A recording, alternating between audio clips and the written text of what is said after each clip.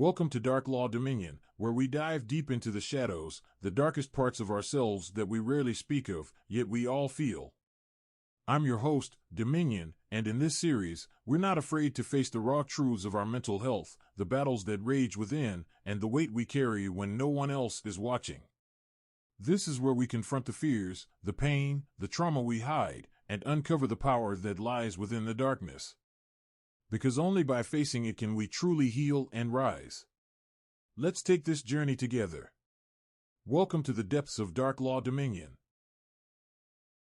Good afternoon, and welcome to the Create Dominion podcast with your host, Dominion. And we have an exciting first time on the Create Dominion podcast in our Darklaw Dominion mental health series. We have the inaugural first ever panel on mental health topics. And so today's panel is going to be on the topic of depression and what it means in today's society. And so I'm joined by three very prominent, powerful speaking guests here this evening, and I am so excited to introduce you all, the three guests we have on today's panel. And so first, I'll introduce you, Psyche. Can you tell the audience a little bit about who you are? Hello, everyone. My name is Dr. Psyche Young. I'm a licensed professional counselor with a PhD in marriage and family therapy. Happy to be here and happy to speak on the topic of depression. And depression, as you know, is a serious mental illness that can impact mood, functioning, your outlook on life. So I'm happy to always discuss such topics. I've been a therapist for almost 10 years, and this is right up my alley. I'm glad to share any kind of education on this topic. Thank you. Awesome. And Mrs. Tenisha. Hi, everyone. My name is Dr. Tenisha Bibbs. I am the pregnancy and postpartum health coach. I'm also a maternal mental health advocate, and I specialize in the early stages of ages 0 to 3 years old. I am located here, of course, in Atlanta, and truly excited about this conversation, especially when it comes to maternal mental health and talking about, depression and stress as it relates to the mother's health and wellness. Thank you for allowing me to be on your platform. I appreciate it. Thank you so much for being here. And Mr. Micah. Hi, my name is Micah Yott. I'm an artist, a writer, musician, man, and carpenter. I specialize in trauma and finding creative solutions to help people resolve their trauma, transmute it into something creative and beautiful. Awesome. And so again, thank you to the three of you for being on this wonderful platform and bringing forth your expertise. And so as I start with every episode, as these three individuals are speaking and we have our back and forth conversations, I know that everything may not resonate with you. I know there's some of you, maybe you don't have children, or maybe you don't even want children, or maybe you never experienced depression personally, but every one of us has individuals in our lives, whether it be coworkers, whether it be family members, or whether it be people that, we're just passing by in the grocery store that may be impacted by depression at all different levels. And so I just encourage, as we're listening and viewing to this episode, that you just take one thing, at least one thing that resonates with you that you can apply daily to your life to decree the dominion of your mind and reveal the true light that shines. And so with that being said, the first question I have for my panelists is, what inspired you the most to become an expert at your profession? And so we'll start with Psyche.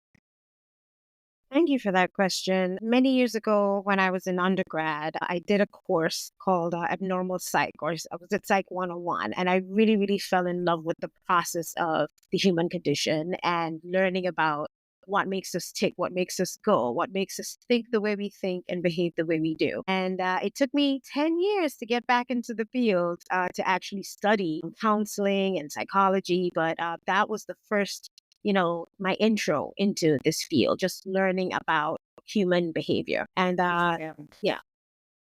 Beautiful. Thank you. And you, Tenisha? So basically, I just had a real personal experience with postpartum. I have 5 children, and I dealt with postpartum pretty much alone because there was no resources or people who tell you about, how to overcome that. And so it caught my attention, and I started to really work with mother and baby. I just been doing this for over 15 years, and I love what I do.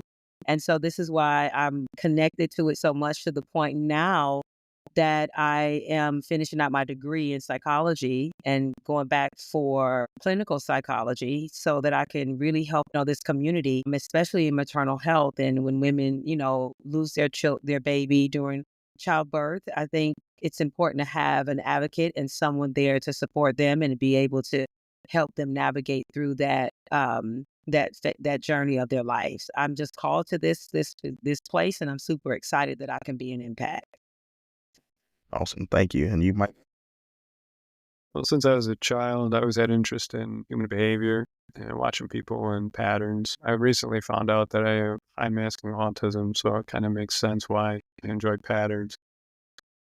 So recently, in this past 2 years, I've had to kind of restart after going through a separation and divorce with my ex-wife. And I also had to basically face and process a lot of my childhood trauma as well as complex PTSD. And this has got me very intimate knowledge with my own trauma and how to recover from such trauma. And I use art mostly in music, but there's so many ways to kind of help yourself come to, I wouldn't say a conclusion, but acceptance and peace with anything that you've been struggling with your whole life. And that's my goal, is to kind of share my process of what I use, and maybe it will help others. Awesome. Awesome. I appreciate all three of you sharing that. And what I want to say to the audience is that we're all human. We all go through different experiences in our lives that allow us to become who we are today. And what I want to encourage the audience to do, maybe you're listening and maybe you resonate with one of these three stories. Maybe you are going through a storm in your life or a different trial or tribulation. And what I want to do is encourage you to, follow your calling. I believe everything happens for a reason. And, God puts different obstacles in our lives to allow us to overcome. And so if that's you, I encourage you to, whether it's mental health, whether it's art, or whether it's music, or whether it's getting a degree and creating your own practice, I encourage you to, follow your dreams and follow that intuition. And so with that being said, the next question I have for you all is, what does depression mean to you, and how much of an impact do you think it has on today's society? And we'll follow the same order. Thank you. Yes. So depression is considered a mental illness, a mental health challenge, right? It affects your mood, your functioning, your outlook. Sometimes it's a triggering event, something that happens in a person's life that causes them to experience depression. Yeah, we want to differentiate from depression, between depression and sadness and melancholy. Sometimes depression can be very chronic for a person. Sometimes it might just be an extreme sadness or stress causing it. But it definitely is something that we want to support people through and help them to cope with and manage and even reduce the intensity of the experiences that come with depression. There are various criteria that let you know that someone is going through depression. They might experience persistent sadness, persistent low mood. They're going to experience a loss of interest in activities they used to enjoy. It might affect, sleep patterns, your relationships. You might be very withdrawn, social isolation. So there's certain things that there's a certain criteria that you would follow, of course, as a clinician. But we want to be clear on helping to educate too, the person who's going through it, the family members, support people. What is depression? What does it look like? What are some of the symptoms and signs? So I really want to use platforms such as these to do some of that education and to speak on the importance of getting treatment and support, and to encourage people that there is always support out here for things like depression. It's very, very common. And while it's common, we don't want to minimize it at all. We want to make sure that the person feels supported at whatever level of depression they're experiencing. Thank you. Thank you. I love that you said that, because, when you start to see a lot of something, you kind of get complacent, right? When you're with your mindset. And I love that you say we have to encourage people and also let their voice be heard, because again, everybody's depression is different. I love how you broke it down in layers. You could be the withdrawal type. You could be, overcompensating. Maybe you're, going too hard at, something that, hey, I'm depressed, so I'm going to, maybe it's your job. Maybe you're putting, X amount of hours overtime, to try to avoid, that healing from the depression. And so I love that you said that with allowing individuals to be heard and be loved, let them know that you're not just there, that you're actually listening and that you're there to, again, educate and actually care about, what they're going through. And so that's very impactful and very powerful that you said that. And so, go ahead, Tenisha. Yeah, so I want to just kind of talk about it. I know Dr. Young talked on it, and then when it comes to depression, as it relates to maternal health, it looks like an overwhelming burden.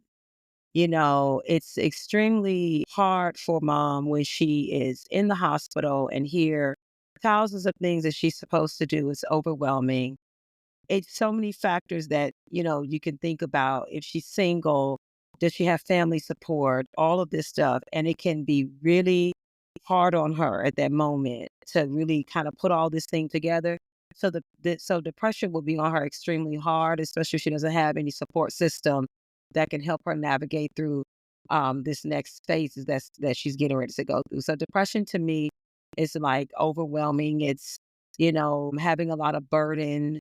It's not having a lot of resources and don't know what to do, feeling scared, feeling like there's no support, you're not supported. And so I can come from that perspective as it relates to what depression looks like. And it can also be isolation and feeling like you're in a dark place, feeling like no one hears your voice, like you talked about with the voice. So that's what depression looks like from a maternal health space. I love that you said that because I've heard, just different things on this postpartum and then depression, and especially in the maternal state. And I want you to expand on that a little bit because, I just hmm think that's something that, again, it's not as common as normal depression, but it also Right. is apparent. And I know there's a plethora of guests that, even if you're not a mother, we all have mothers, right? And so I want you to speak a little bit on, what are some tips and what are some, you know, encouragement you would give, mothers that, are going through that postpartum depression? That's a good one because postpartum depression, first you have prenatal depression, then you have post depression, then you have chronic maternal depression. So the first depression can happen during pregnancy where there's a bunch of anxiety, they don't know what's about to happen. For instance, I have a young lady who, is scared that she may be having a miscarriage, those type of things. And then you have post depression that comes after the baby's born and it could last up to 1 year. That's with anxiety, maybe always looking at the camera, seeing if the baby's breathing a lot. And then you have chronic maternal depression, which can go more into a more of a severe case of like postpartum OCD, not OCD, I'm sorry, not OCD, but schizophrenia, bipolar, those type of things.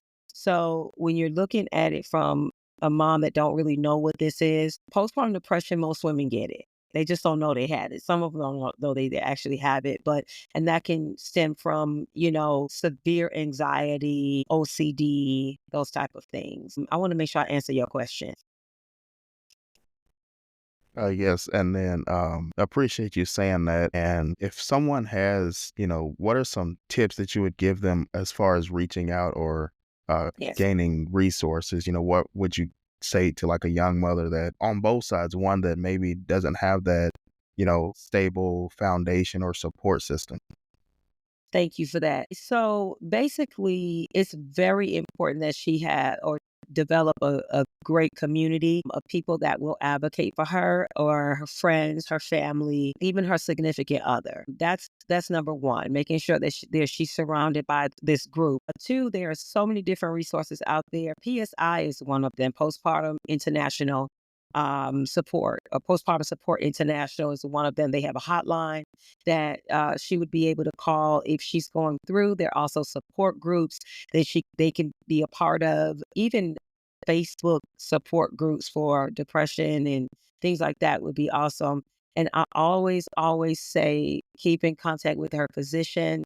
If it, because you just never know. And also reach out to if she have a therapist.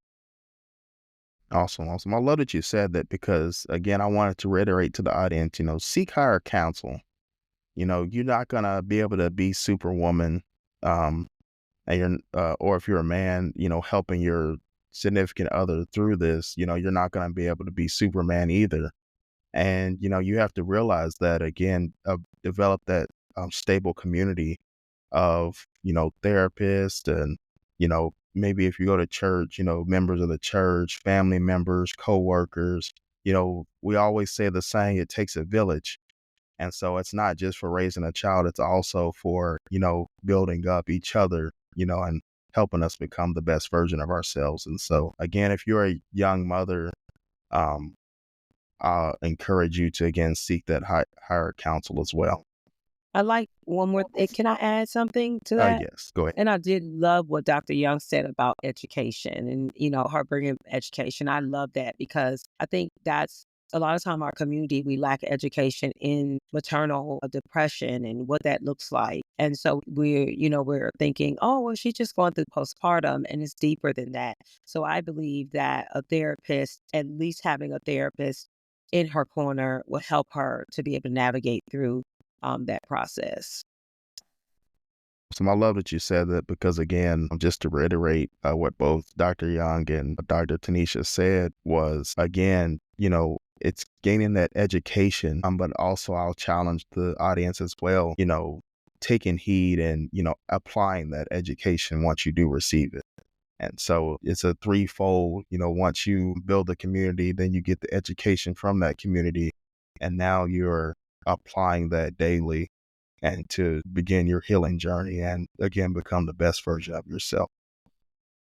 And so, Micah, what does depression mean to you? Depression means to me, I would say, when my self-love is being neglected, whether that's socially or creatively, physically, emotionally. I think what happens is when we get kind of caught up in our routines and our tasks that we need to do, or our goals that we need to achieve in order to reach our dream, essentially, we get lost in the fray and we start neglecting ourselves, our love for ourselves, and we give too much to our community, and we neglect our own being. And when I slow myself down and pause, give myself that moment to decompress throughout the day, I find that it's really all you need. Get back to yourself. I love that you said that because, again, what he said, y'all, was depression is neglecting one's self-love. And that was a very powerful statement that you said there because time after time, whether you follow the alpha male or some of those ideologies, we're always told, or the Superwoman or the Wonder Woman complex as well. We're told that, hey, we got to hold it down. We got, if you have children, you got to, juggle, all the responsibilities of, taking care of yourself. Maybe you're listening to this episode and maybe you're a manager or in leadership at work and, you have all these plates to juggle. You got to balance the finances. You got to balance the team. You got to try to make the quotas. You got to try to get where were we at on the project. And we, again, like Micah said, we get lost in the fray and we're so focused on, hey, we got to do for everybody else that we, by the time, those long hours are worked and we come home, we've done nothing for ourselves. Sometimes we don't eat. Sometimes we don't get enough sleep because we're trying to, again, fulfill the task and fulfill the promises that we make to ourselves for everyone else. And so with that, Micah, I do want to have a follow-up question for that. What are some tips that you use with individuals and with yourself to, kind of take a step back and reassure that self-love? So something that I practice regularly is pause. I try to pause as many times as I can in the day because I find that my mind is usually the culprit of my depression. It will create negative thoughts real quick, and then it'll spiral out of control. So if I pause and redirect myself just for a moment, it kind of brings me back. Self affirmations, I feel, are very important. You don't have to necessarily be too creative with them. Simple as saying that you are important and you are loved is really just enough to remind your subconscious that instead of all the negative things that you might think about.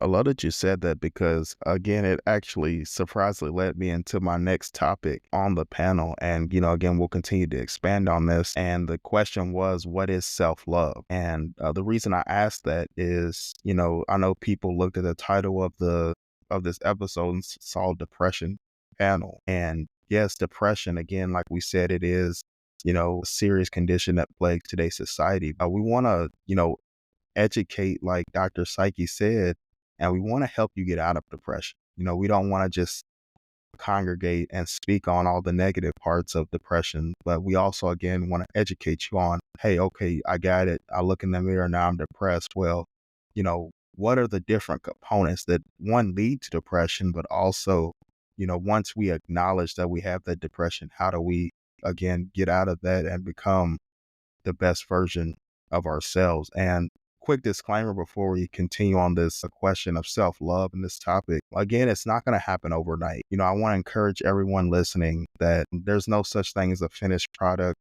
The only person that was perfect in the world was Christ.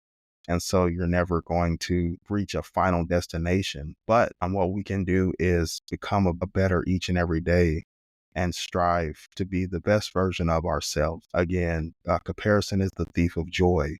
And so you don't want to look at what someone else has done in their journey and become envious or try to use that as a measuring stick. But what you can do, like Dr. Psyche and Tenisha said, is with that education and building that community, along with what Micah said, with those taking the step and taking that pause daily. What you can do is you can utilize that education and, implement it and apply it daily to make actionable steps that you can actually take. And so I'll open the floor to that. What does self-love mean? Yes, I can speak to that. Certainly, self-love is a positive feeling about yourself, the way you appreciate the self, recognizing your value, your strength. Yes. Really looking at, I tie that in with self-concept because sometimes a person struggles with self-love because they don't have a strong self-concept. Who am I? Why am I here? What is life about for me? Where am I going? So sometimes that first self-awareness is something that can lead a person to develop self-love. It sometimes is not automatic for everyone, right? And so definitely linking it with treatment and understanding why you need treatment sometimes is you want to definitely be the best version of yourself, the best self forward, which means healthy mind, body, spirit. And so when we treat for depression, we want to encourage that kind of thinking. Hey, you deserve treatment. You're worthy of treatment. You're worthy of a good, healthy, hopeful outlook on life. I love that. I love that because, again, that self-concept, it's a term I've never heard until now. But I love the way you broke that down because, again, we all come from different walks of life. And what I mean by that is everybody isn't, born into the, two-parent household with the white picket fence and the finances are all in order and you got the video games and you really didn't have to, always had food in the refrigerator. We all come from different walks of life. And so everybody's definition of themselves is going to be different. If you ask your teacher, they're going to say one thing. If you ask your mom or your dad, they're going to say you're one thing. But what matters is what do you ask yourself when you look in the mirror? You ask your spouse or your girlfriend or your ex-girlfriend, they're going to say, something completely different.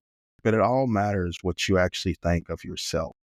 And time after time, we see it with celebrities, we see it on TV, we see it with authors, we see it with, sports, different things. We're like, hey, why is it, sometimes we watch football, we watch a sport. Oh, hey, LeBron's not really shooting like himself today, or, he's a good player. Why isn't he, throwing those touchdowns? Or, why is that music artist? Why is that song was terrible? They're better than that. Why was that song so bad? Again, it's, what they think of themselves. If they think they're not, they're less than, if they think they're not up to par, just like Micah said earlier, when you're speaking to yourself saying, you are enough, you are loved. If you don't believe that for yourself, then it doesn't matter what anybody else believes. And so I'll let anybody else add on to, say that self-love.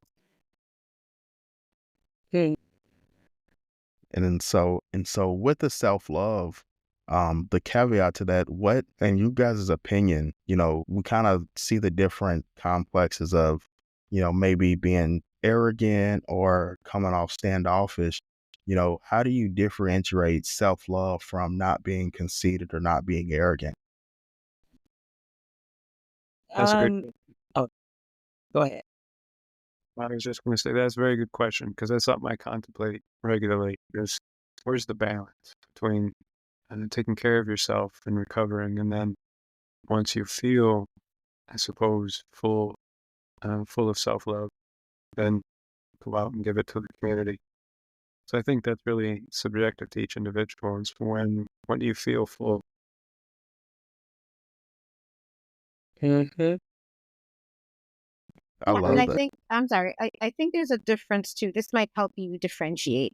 There's a difference between saying I matter, when that's you love yourself, versus I matter more than other people, which is That's right. arrogance, right? That's arrogance. And that we never want to get to a place of, self love turning into, having a haughty spirit or being arrogant or, overconfident. Confidence in itself is a wonderful thing. But being overly confident, what does that look like? Does that mean you're stepping on others' toes, not allowing others to shine? So we don't want to get that confused. Self love can be just that. It's a way to empower oneself, focus on strengths, to look at, the fact that your life and existence matter. Your voice matters. The way you look at life matters. So that's why I'm very intrigued by what, Micah, by what you do in terms of the creative side, because that is one of, the forms of treatment that I think can really, really help people who are depressed. And I'm also thinking of you, Dr. Bibbs, when you deal with the mothers and postpartum issues, that mother is already thinking, here's a dependent. So they're not thinking of the self sometimes. And it's that neglect of self a little bit, because now you have this little baby that depends on you. Sometimes they need that reminder that, hey, you matter too. Like, let's take care of you. So I'm very intrigued by just you being here. And thank you for just really, really having a platform here for a topic like this. That's one of the things that I talk about when it comes to self-love, especially to the mom. And after she have a baby, a lot of times they do feel like it's selfish to think of themselves. But I tell them, while you're in recovery, self-love is, as easy as going into the shower, closing the door, and it's just you. You know what I mean? That to me is taking care of myself and making sure that I'm okay. Because she can't go, no, she can't go a lot of places after she had the baby. So I tried to find different places in her house that she can steal away, put a nice candle on the side, and just it's alone time with her, or letting her husband or whoever know, listen, I need a moment, you know what I mean, to gather myself back. I think that's also a part of it. I know when we look at it, it's like, oh, go on a beach, go to a hotel, do this. But it's just that simple steal away time to be able to regroup and breathe. Like Michael said, breathe and all of this great stuff. So yeah. Awesome, awesome. I love that. I love this. This is great. Again, I just love that topic. And to me, honestly, I think Micah said it earlier, but it's that start with why. Start with why. It's a great book by Simon Sinek that I've read, early on in my 20s. But, how you differentiate that cockiness and that arrogance from, that self-love is, what is your why? Why do you want to heal? Why do you want to love yourself? Why do you want, you know, who are you loving yourself for? Once you begin to answer those questions, and again, like I mentioned earlier, we all come from different walks of life. So for those of you that have children, it could be your children. Maybe you don't have children. Maybe it's just you and your significant other. Are you living for them? Maybe you're doing it for your parents. Maybe you're doing it. Maybe you can't have kids and don't want kids and don't have a significant other. Maybe you're a teacher out there and maybe you do it for your students. Maybe you do it. Maybe you're a high-ranking CEO or executive, and maybe you do it for your coworkers and your colleagues. We all have a bigger purpose outside of ourselves. And so to me, if you can focus on that why, that purpose that's bigger than yourself, then allows you to, we call it like in basketball, they say heat check, allows you to, check the temperature of yourself. And again, like Micah said, do it daily. After a long day of work, before you go to bed, just sit and relax, maybe look in the mirror, or maybe sit on the couch, maybe sit on the sofa and really reflect and say, breathe, we've been saying, and say, hey, how was today? And I want to add to that as well by, there's no such thing as a bad day.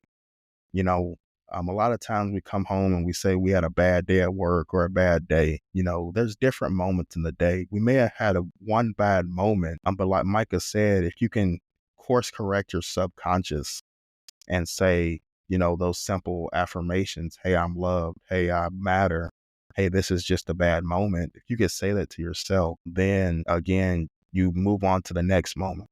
Therefore, you'll never have a bad day.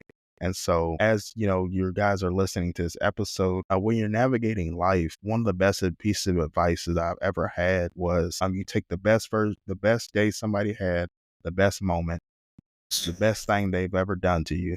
So if you're, especially for relationships or when it comes to parents as well, take the worst thing your parent ever done for you, take the best thing they've ever done for you and cancel them out. And everything they've done for you every day in between is who they are as a person. And so if we live by that, then it allows us to, again, continue to become the best version of ourselves. And so with that being said, I want to hit on the different expertise of the three of you. So we'll start in our normal order, but in your own personal profession, what is the best piece of advice that you could give to someone seeking higher counsel?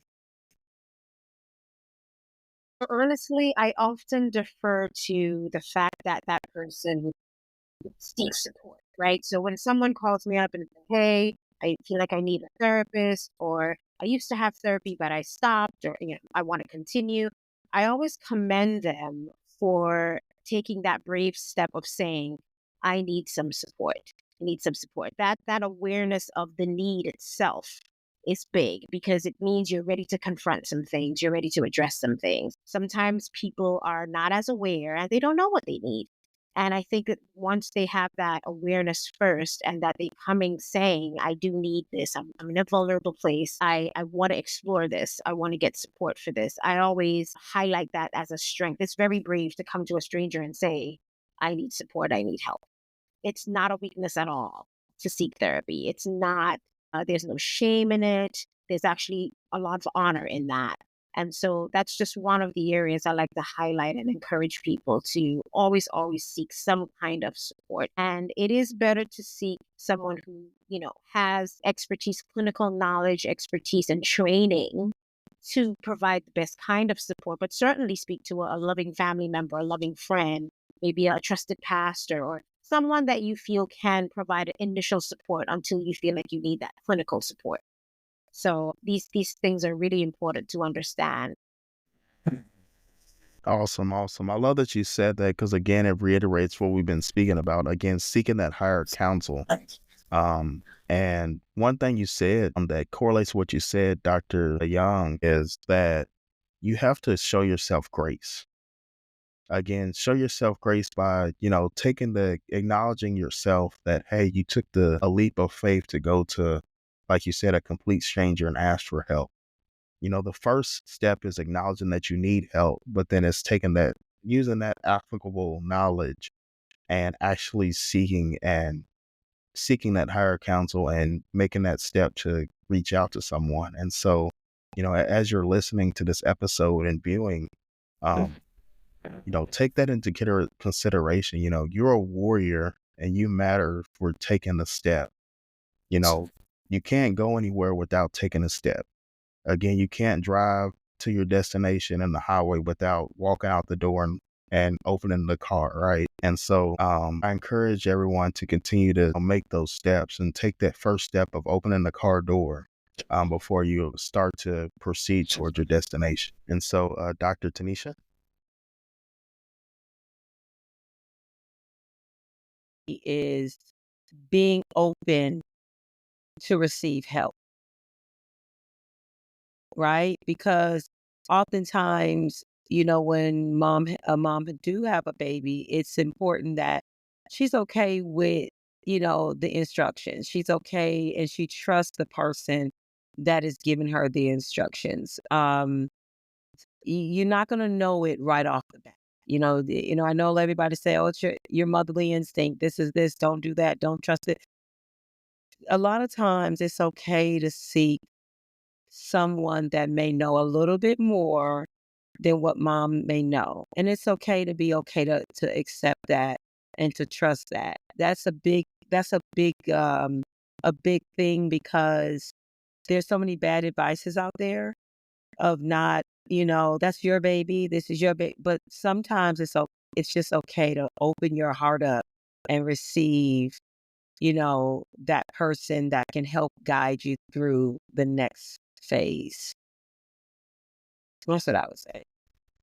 I love that. I love that you said that, especially when it comes to, motherhood, because we always, especially with children, we try to, I read this on YouTube or I saw this on Google. And again, I love that you said, not always going by that, actually seeking out someone that's professional. And again, what you said takes what we call humility and humbling themselves to realize. Again, you have to realize, like we've all been saying this whole episode, that self-care point. You have to realize within yourself that, hey, I may not have the best expertise and best knowledge in this field, but I could find someone who has more. And again, like you said, encouraging individuals to seek that higher counsel, like we've been speaking about. And again, like I said earlier, apply that knowledge once you receive it and helping yourself become a better mother. So I love that you broke that down. And so, Micah, I'll let you tell yours. All right. I basically agree with everything that they said, Psyche and Tenisha. I feel like you guys nailed it. The only thing I can really add to it is getting to that point where you are open. Because I am finding that with men, that is one of the hardest things, is to admit they need help. Because we're kind of conditioned to never seek help. So I feel like for myself, once I got to that point where I needed to find somebody that knew more than me, I needed to answer something I couldn't figure out, like a problem or a pattern. Because I feel like our blind spots are massive for ourselves. We can see everybody so clearly, but we can't really see ourselves very well. So we need that third party to tell us what's happening or what we're doing. And on top of it, I feel like we need to get to that point where we are desperate for help, because a lot of times people wait until it's such a problem. Their lives are falling apart because they are neglecting this one pattern that they do. They just don't know. I love that you said that, because again, that analogy of seeing everyone clear but not seeing ourselves and ourselves being cloudy. I love that analogy you made there. And I love we always say build your roof before it rains, right? And, we can't wait until, it's a forest fire to try to put it out. You don't wait till, you're almost in a coma to say, hey, doctor, I might need some medication, right? And so I encourage everyone, again, to, take those daily steps, like Micah said earlier, speak to yourself daily, take those temperature checks, and another thing is look at those patterns, whether you're in, especially when it comes to relationships and your mental health, the first pattern you'll notice outside of the home is at work. How's your performance at work? If it's starting to slack, if you find yourself being more irritable, when questions, especially in leadership, when questions come about, take that temperature check and, study that pattern. And again, like Tenisha said, don't be afraid to seek out someone that's, has more knowledge than you, because, it all ends and begins with you when it comes to mental health. And so to become the best version of you, again, what we said in one of the very first questions is build that community. And so once you build that community, then you could find someone in that community that could diagnose and help treat that pattern and help you, help yourself by saying, hey, this is what I've been seeing, and like Micah said, you're so blurry to your own self, trying to please everyone else and, juggle all these different roles and responsibilities, that you had no idea you were doing that pattern. And then it took someone out in your community to acknowledge that. And then now you're on the correct path to, your healing. And so I appreciate you sharing that, Mike. And so with that being said, we'll start in our normal order with Psyche, but what is your biggest success story with one of your clients, and how has that impacted, how you live today? Thank you. I believe one of the most challenging areas to address sometimes in therapy can be grief and loss. And I once had a member who had lost mom and two adult children. And the grief was so compounded. But I think there was success in her finding an alliance with me and coming time after time to get the support and the treatment, and continuing to like wake up, get up out of the bed, take that step forward. I love that you said that you can't go anywhere without taking a step. I'm going to use that. I'm going to borrow that. But time and time again, she took the steps to come and get treatment, to seek support. Sometimes the sessions were just processing. Sometimes they were other deeper grief work. We might be looking at her thinking, functioning. And you both mentioned something about functioning. That's one of the things we look at as therapists in terms of symptoms and how do symptoms affect a person's functioning. We're looking at cognitive functioning, communicative, physical functioning, we're looking at all of it, social functioning. So that was important to bring up. So in terms of success, I think that her being open to the process, coming in to get sessions, eventually she did try a support group and felt supported there, and used both the support group and the family support as a way to help her heal. And it was a very, very long journey, but we saw progress. I don't want to use a success story as like, oh, she's no longer depressed or grieving. Grief is a process, and you learn to live with it. You learn to live alongside it. And her choosing life every day is success. Amen. Amen. I love that you say that. Again, her choosing life every day is a success. Quoted by Dr. Psyche Young. Psyche Young. Thank you. I love that you said that, because, again, like I said earlier, it all ends and begins in you. And, we have to take those actionable steps daily to, again, become the best version of ourselves.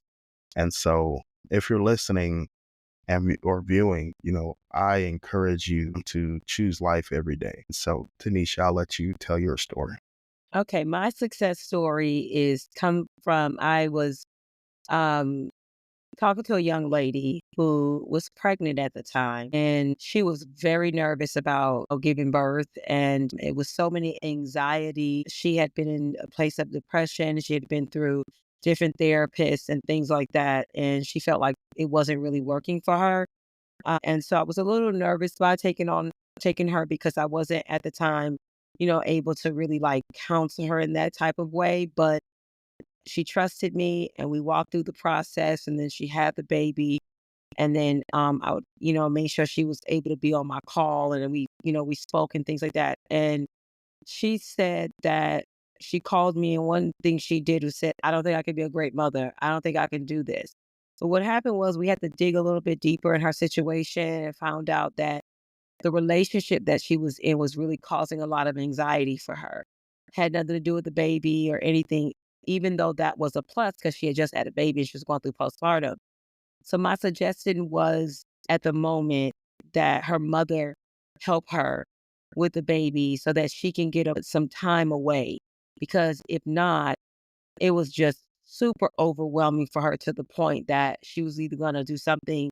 And so when she went away, she got well, she came back and she was able to function. She got rid of the relationship and she was able to function better, to be a better parent for her daughter.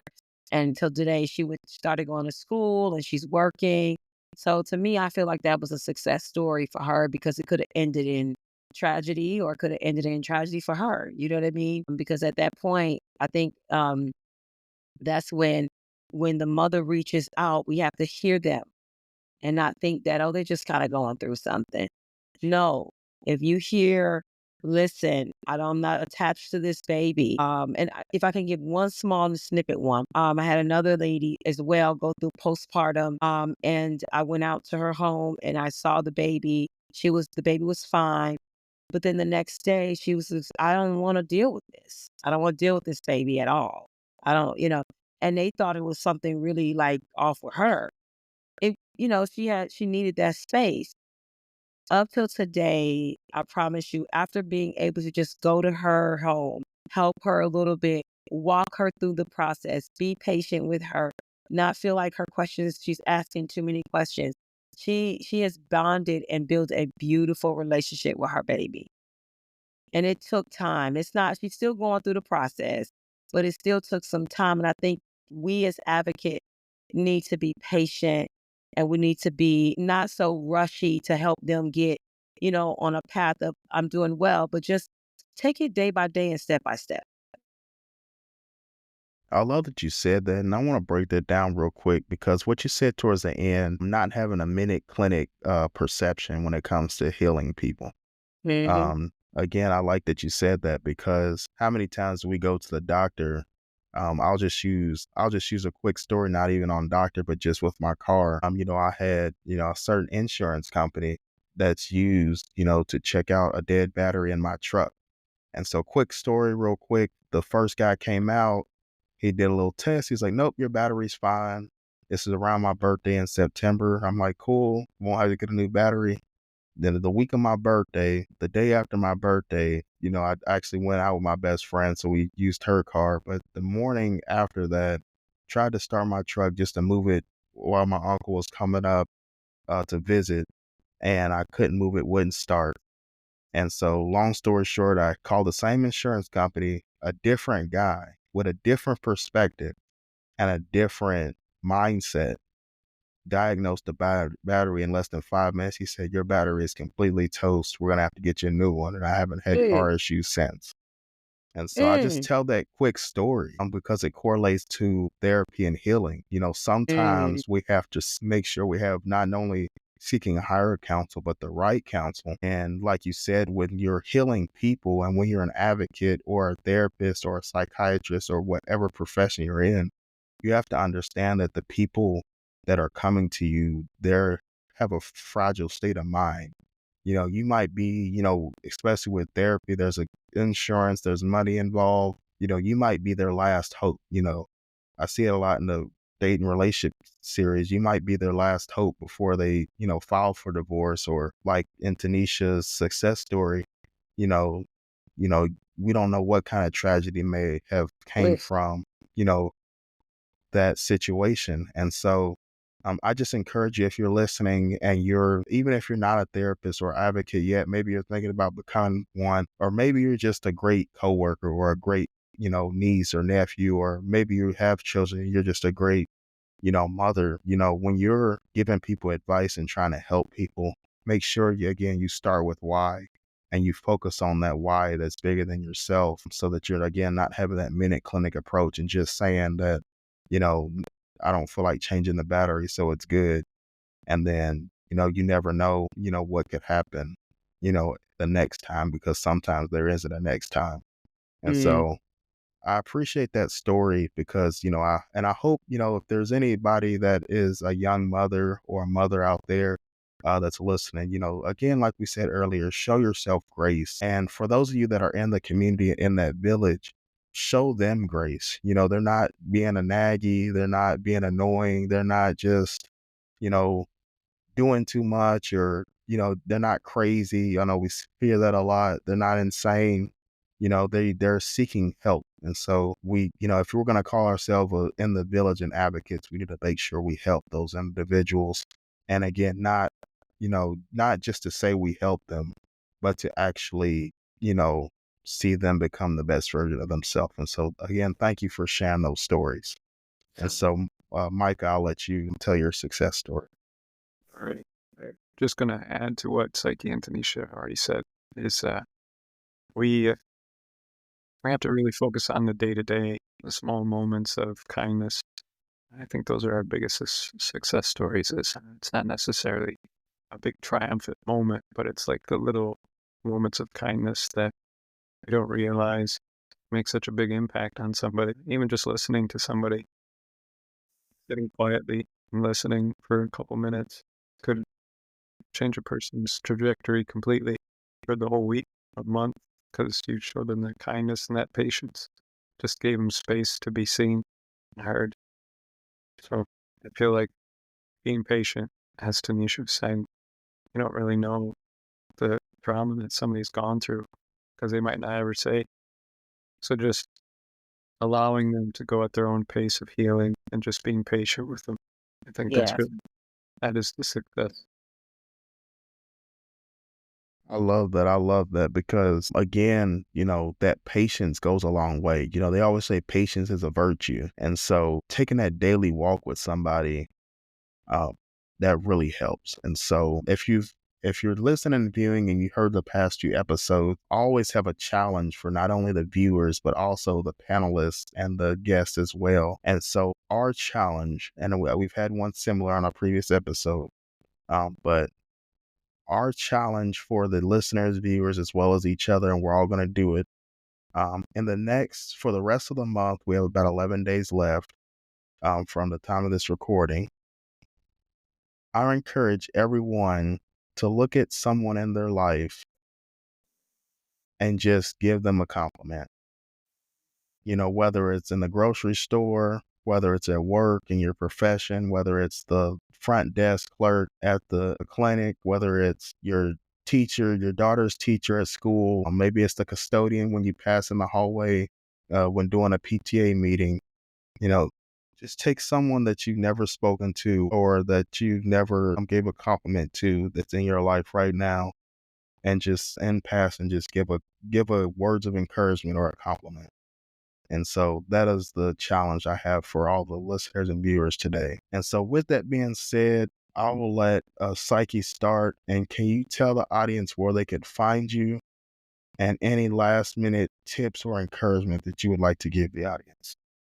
Thank you. I'm currently practicing in Pennsylvania, specifically in Philadelphia and the surrounding areas. You can reach me either by going on to Grow Therapy and putting in my name, or just putting in therapist in the Philadelphia area.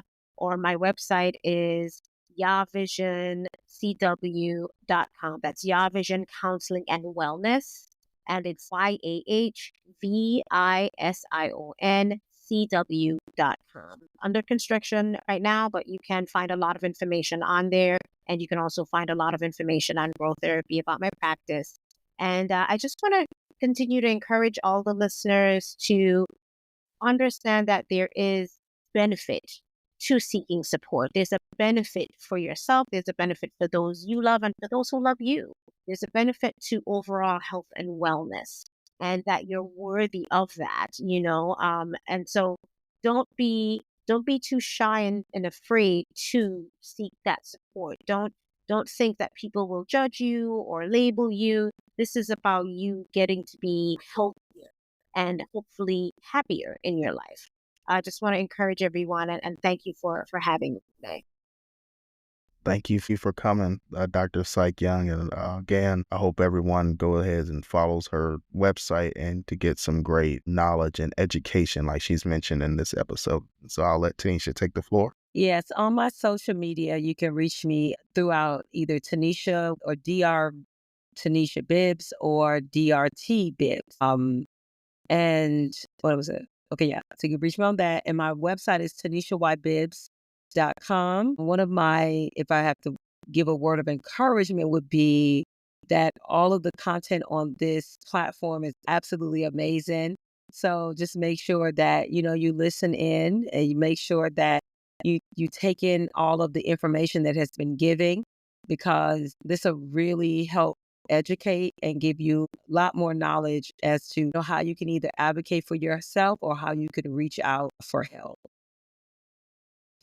Thank you so much again. For those of you that follow on Facebook, make sure you go to her website and reach out to her on Facebook as well if you have any question regarding maternal mental health as well.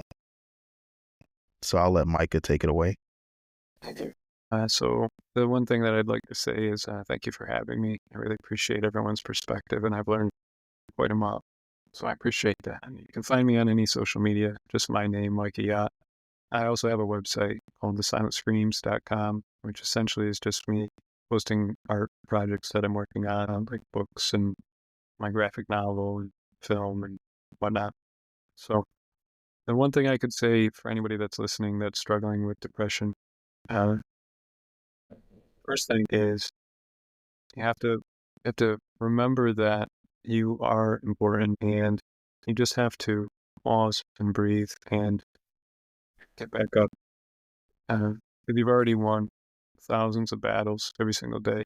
So you just have to remember that you are still a winner. You keep winning every day. Awesome. And again, appreciate all three of our wonderful panelists for this inaugural first panel on the Darklaw Dominion Mental Health Series. That's Dr. Psyche Young, that's Dr. Tenisha Bibbs, and Mr. Micah Yott. I want y'all to go ahead and show them some love. Make sure you follow them on social media as well as check out their websites. Again, anything that's being spoken, I hope everyone took at least one thing that they can apply daily to their life and resonate. Again, feel free to reach out to them. I'll have their bios in the episode description as well, so you guys can look them up and reach out with any additional questions that you may have regarding today's segment. And so I'll end with this, start with why, you matter, your people matter, build a village. I want to say a quick thing to anybody that may be a mother, or everyone has a mother and has motherly people in their circle or in their life. I encourage you again to show yourself grace and show them grace, because again, it takes a village.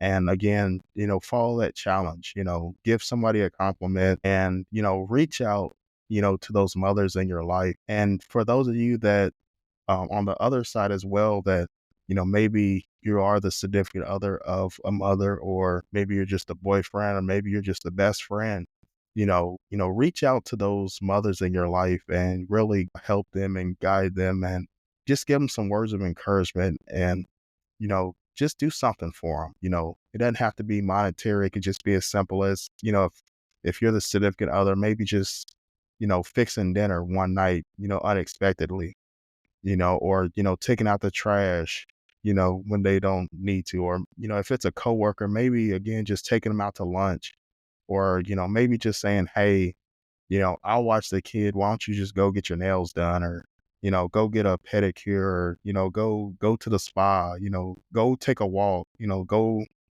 to your favorite restaurant, just get breakfast, get lunch, just do something special for those mothers. And for anybody that is going through depression, again, and just know that there are people out there that, care about you. There are people out there that will support you. And, again, it's a daily journey. It all ends and begins with you. With that being said, again, appreciate everyone of our panelists coming on here and giving their words of wisdom. And I hope everyone has a wonderful rest of their day. And until next time on Decree of Dominion, this has been Dominion with Dr. Psyche Young, Tenisha Bibbs, and Micah Yott on the first ever panel, episode 5 of season 2 of Darklaw Dominion. Until next time, thank you. Thank you for joining me on this journey into the depths of Darklaw Dominion. Remember, it's in the darkest parts of ourselves that we often find the greatest strength. Facing the darkness is not a sign of weakness, it's the path to healing, growth, and reclaiming control of your life. If this series resonates with you, or if you're looking for more empowering stories on healing and reclaiming your power, make sure to follow Decree of Dominion on Facebook, Spotify, and YouTube. There, we continue the conversation on mental health, domestic violence, and relationships, offering hope and support. Until next time, keep exploring the shadows, keep seeking your truth, and keep fighting for your light.